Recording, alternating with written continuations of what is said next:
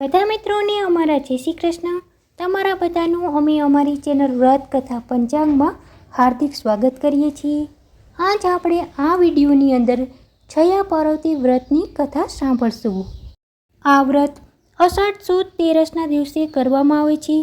તે દિવસે વહેલા ઉઠવામાં આવે છે. નાહી ધોઈને શંકર પાર્વતીનું પૂજન કરવામાં આવે છે. તે દિવસે મીઠા અને ગોળ વગરના ખોરાકનું એકટાણું કરવામાં આવે છે અને રાત્રે જાગરણ કરવામાં આવે છે. છયા પાર્વતી વ્રતની કથા આ પ્રમાણે છે. એક બ્રાહ્મણ હતા અને એક બ્રાહ્મણી હતા. બંને સત્યવાદી હતા, નીતિવાળા હતા અને પ્રભુ ભક્તિ કરવાવાળા હતા. એને આંગણે જો કોઈ આવે તે ખાધા પીધા વગર જતું નહીં અને તે એનો નિયમ હતો કે જો કોઈ પણ આંગણે આવે તેને ભોજન અવશ્ય કરાવતા હતા. તે ખાધે પીધે સુખી હતા, છતાં પણ તેનામાં અભિમાનનો છાંટો પણ ન હતો. આમ તે બધી વાતે સુખી હતા, પરંતુ ભગવાને તેને એક વાતનું દુઃખ આપ્યું હતું. તે એ કે તેને ત્યાં શેર માટીની ખોટ હતી અને આ શેર માટીની ખોટને કારણે એમણે રાત દિવસ સતત ચિંતા રહેતી હતી. એક દિવસની વાત છે. એ દિવસે નારદજી ફરતા ફરતા ત્યાં આવી ચડ્યા. બ્રાહ્મણે તેને આવકાર આપ્યો અને ફળ ફૂલથી તેનો સત્કાર કર્યો. ત્યારે નારદજીએ પૂછ્યું કે કેમ છો, મજામાં ને? ત્યારે બ્રાહ્મણીએ કહ્યું, હા મુનિરાજ, અમે તમારી કૃપાથી તો સુખી છીએ, પરંતુ અમને એક વાતનું દુઃખ છે. ત્યારે નારદજીએ કહ્યું કે તમને શેનું દુઃખ છે? ત્યારે બ્રાહ્મણ અને બ્રાહ્મણીએ કહ્યું કે અમને સંતાનની ખોટ છે. આ સાંભળી નારદજીએ કહ્યું કે હું તમને એક રસ્તો બતાવું છું. અહીંથી તમે દક્ષિણ દિશામાં જાઓ. ત્યાં એક શિવલિંગ છે. એ જંગલ હોવાથી ત્યાં કોઈ પૂજા કરતું નથી. ત્યાં જઈને તમે જો શંકર પાર્વતીજીની એક નિષ્ઠાથી સેવા પૂજા કરશો તો જરૂર તમારા ઉપર મહાદેવજી પ્રસન્ન થશે અને તમને સંતાન આપશે. આમ કહી નારદજી તો ચાલ્યા ગયા અને બીજે દિવસે પૂરી તૈયારી કરી બ્રાહ્મણ અને બ્રાહ્મણી પણ દક્ષિણ દિશામાં જંગલ તરફ ચાલી નીકળ્યા. થોડાક દિવસ તેઓ ભૂખ્યા અને તરસ્યા મહાદેવના મંદિરની શોધમાં જંગલમાં રખડ્યા કર્યા, પરંતુ ક્યાંય તેમને આવું મંદિર દેખાણું નહીં. એટલે આખરે થાકીને હારીને એક ઝાડ નીચે બેઠા અને વિચાર કરવા લાગ્યા કે હવે શું કરવું. વિચાર કરતાં કરતાં એમને એમ લાગ્યું કે આ સામે ટેકરો દેખાય છે, ત્યાં તપાસ કરવાની બાકી છે. ત્યાં છેલ્લી તપાસ કરી જોઈએ.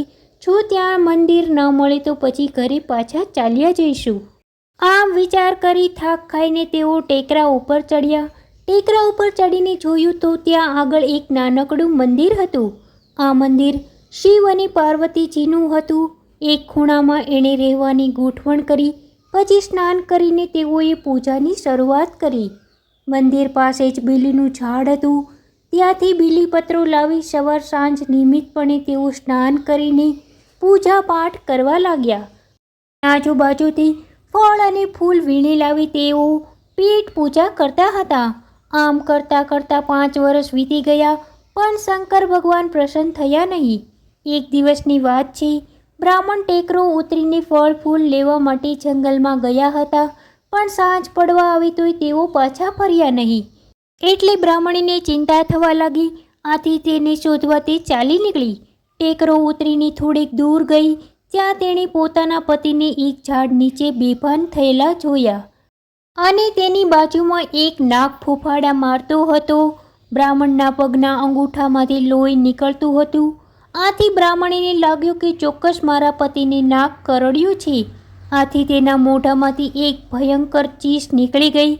ત્યાં તો 16 શણગાર સજીને સામે માં પાર્વતીજીને ઊભેલા જોયા.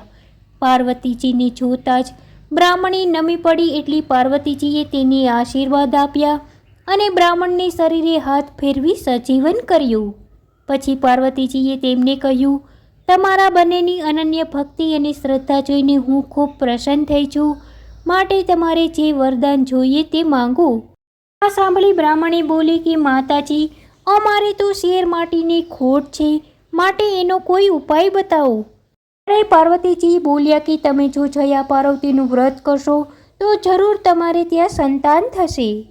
બ્રાહ્મણીએ પાર્વતીજીને પૂછ્યું કે આ વ્રત કેવી રીતે કરવાનું છે. ત્યારે પાર્વતીજીએ કહ્યું, આ વ્રત અષાઢ સુદ તેરસના દિવસે શરૂ કરવામાં આવે છે અને વદ ત્રીજે પૂરું થાય છે. આ 5 દિવસ મીઠા અને ગોળ વગરનું એકટાણું કરવામાં આવે છે. પહેલાં 5 વર્ષે જુવારનું ભોજન ખાઈને, બીજા 5 વર્ષ મીઠા વગરનું ખાઈને, ત્રીજા 5 વર્ષ સામા ખાઈને, ચોથા 5 વર્ષ મગ ખાઈને વ્રત કરવામાં આવે છે. છેલ્લે દિવસે જાગરણ કરવું જોઈએ. જ્યારે 20 વર્ષ પૂરા થાય ત્યારે આ વ્રતનું ઉજવણું કરવું અને સૌભાગ્યવતી સ્ત્રીઓને પતિ સહિત ભોજનનું આમંત્રણ આપી ભાવપૂર્વક જમાડવા. પછી કંકુ જેવા સૌભાગ્યના દ્રવ્યો દાનમાં આપવા. આ પ્રમાણે વ્રત કરનારને સૌભાગ્ય પ્રાપ્ત થાય છે, પતિનો વિયોગ નષ્ટ થાય છે અને અખંડ સુખ પ્રાપ્ત થાય છે. આમ કહીને પાર્વતીજી તો અંતર ધ્યાન થઈ ગયા ને બ્રાહ્મણ અને બ્રાહ્મણી પોતાના ઘરે પાછા આવ્યા. બીજે વર્ષે તેમણે છયા પાર્વતીનું વ્રત શરૂ કર્યું અને થોડાક જ વખતમાં તેમને ત્યાં સરસ મજાનો દીકરો ઉતર્યો.